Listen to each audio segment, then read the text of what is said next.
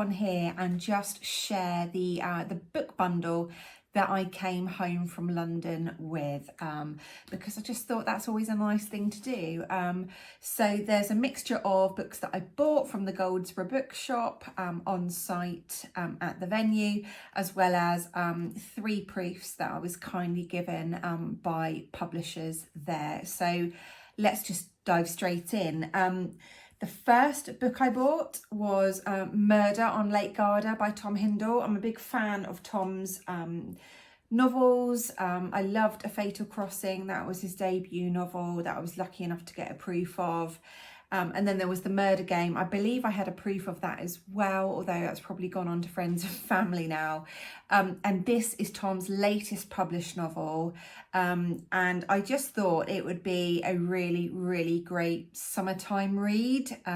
So I'll just share with you the blurb on the back that we're all kind of familiar with, reading out loud on here. So it goes, one happy couple, 2 divided families, a wedding party to die for. On the private island of Castello Fiore, I hope I'm pronouncing that right, surrounded by the glittering waters of Lake Garda, the illustrious Hayward family gathers for their son Lawrence's wedding to Italian influencer Eva Bianchi. But as the ceremony begins, a blood-curdling scream brings the proceedings to a devastating halt. With the wedding guests trapped as they await the police, old secrets come to light and family rivalries threaten to bubble over. Everyone is desperate to know who is the killer and can they be found before they strike again. So that sounds fab. Tom was on one of the panels that I saw that you will have seen photos from on the previous clips. So I love the fact that his stories kind of have a really, really strong sense of place and very distinct place with each novel. So he also mentioned in the chat that his next book to be published is Murder in the Arctic, which is coming out in January. So I immediately pre-ordered that. It was lovely to meet Tom for the signing. I followed him on socials, not in a stalkerish way at all, but it was really nice just to sort of meet him face to face. And this copy that I bought was already signed and numbered. It was the Goldsborough edition from January this year, but Tom has kindly signed it for Catherine. So good to meet you. So that's lovely. I will treasure this copy. I'll have to be reading it I think in July when I'm sort of ready packing for holiday in France. So watch out for my thoughts on that one. So there's that. Next up was a book and an author that I hadn't heard anything about, but once I heard her speak on a panel, I was just really, really gripped and kind of it was an easy decision to go and buy her book. And it's The Unspeakable Acts of Zina Pavlou by Eleni Kyriakou. And I think I mentioned before on here that I am a big fan of historical fiction, a range of different fiction genres.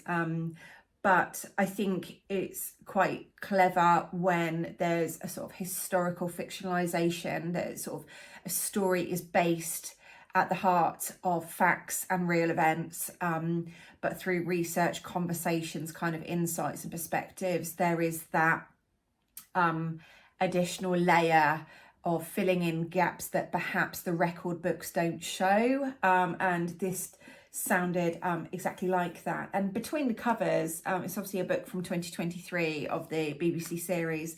I have to say, this must have passed me by on that book series. I'm not quite sure how, but it did. But I thought I would just give you a flavour of what this one's about. Obviously on the front cover it says, they say she's a murderer, she says nothing.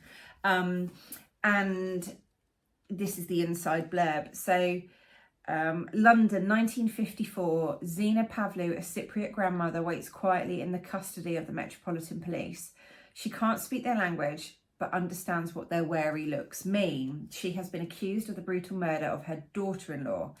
Ava Georgiou, Greek interpreter for the Met, knows how it feels to be voiceless as an immigrant woman. While she works as Zina's translator, her obsession with the case deepens, and so too does her bond with the accused murderer. Xena can't speak for herself. She can't clear her own name. All she can do is wait for the world to decide, is she a victim or is she a killer?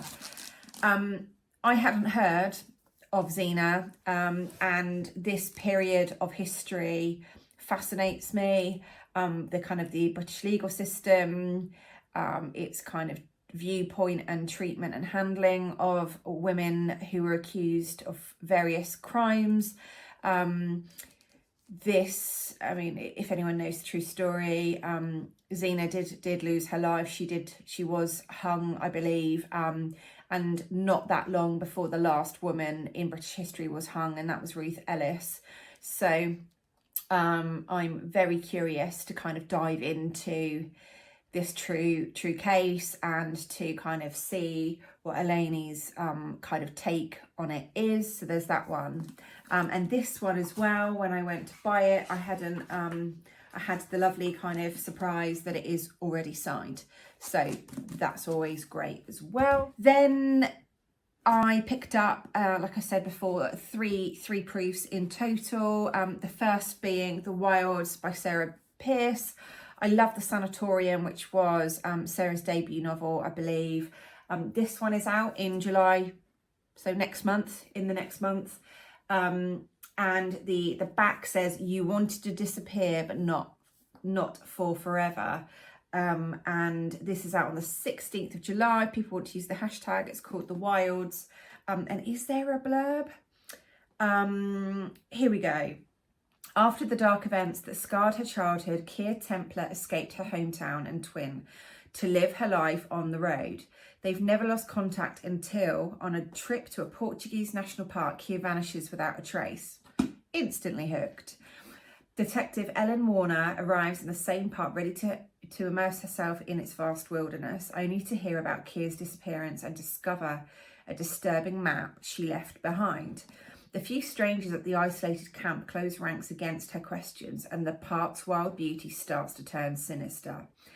Ellen must untangle the clues to find out what really happened to Keir, but when you follow a trail, you have to be careful to watch your back.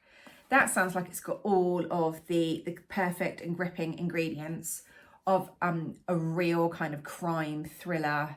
And I love the fact it's set in like Portugal National Park. That's really not been done before from the books that I've read anyhow. So again, a very, very different setting that obviously Sarah is rightly to kind of be bold about and to venture into.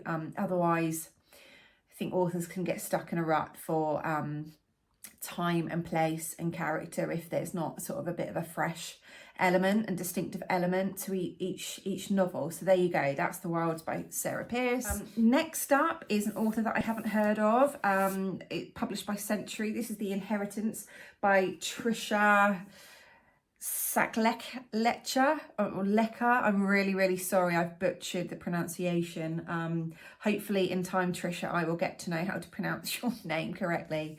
Apologies. So this is out in Feb 2025. It's called The Inheritance, like I said, and the kind of bit on the back says, a remote Scottish island, a family reunion, a long-awaited inheritance and one dead body. Everyone in the Argyle family has a secret they would die to protect, but only one of them is capable of murder. Now, we all know family dynamics. We all know that there's kind of secrets or unknowns or some level, some sort of grey area in between. Definitely kind of through the decades and through the different generations anyhow. But this sounds fab. Give me a remote island, give me secrets, give me darkness. And that sounds like a perfect winter 2024 read to me. So there you go. Then last but absolutely not least, there is this proof that I was lucky enough to meet the author. She was there. So without further ado, look how gorgeous the sleeve is, by the way. This Is Not a Crime by Kelly Mullen. And this is out, believe it or not, April 2025. So a little way off just yet.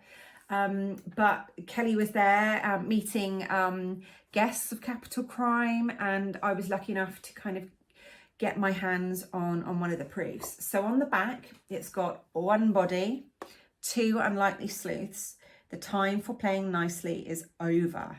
So I am definitely intrigued to see what this is about. And Kelly was lovely. She signed it as well. So there you go. A little bit more about this proof copy. On the inside jacket, it says, Widow Mimi is really one to ask for help. She knows where to buy her favourite sourdough, and she knows the unmatched pleasure of an evening crossword with her cocktail of choice, a Gibson. But when Mimi receives an invite to her wealthy neighbour's charity auction, she knows she needs backup fast, and she knows just who to ask. Mimi's granddaughter, Addie, needs help too. 3 months ago, she was toasting her engagement, the successor of the hit video game she created with her fiancé. Now she's single and her ex has cut her out of a deal to sell their murder mystery game for millions. A weekend with her grandmother promises welcome relief from endless reruns of Buffy and Poirot. But what Mimi isn't telling Addie is that a blackmail threat looms over the invitation. The auction is barely underway when the host's body is discovered in the lavish halls of her own mansion. Soon, Mimi and Addie are caught in a dangerous game as they use their unique skills to narrow down the suspects. And when another body turns up, it's clear that only the winner will survive. Wow. That sounds fab. That sounds like a lot of fun. And yeah, I'm looking forward to reading that. But I will probably read that nearer to publication date. So keep watching on my channel to know my thoughts on that one. So there you go. There are all 5 of my wonderful books I came home from London with. Let me know in the comments below if you've read any of these already, or if any of the proofs are on your radar and TBR kind of stack as well. So yeah, it just leaves me to say a big thank you for watching this week's video. I hope you've really enjoyed it. I think if you have watched this far, let me know that you're there by leaving, I think, an emoji of a plate of spaghetti in honour of the Italian setting of Lake Garda. But yeah, thank you again for watching, and I hope to see you very soon. Hope to be publishing another video next week. So until that time, happy reading.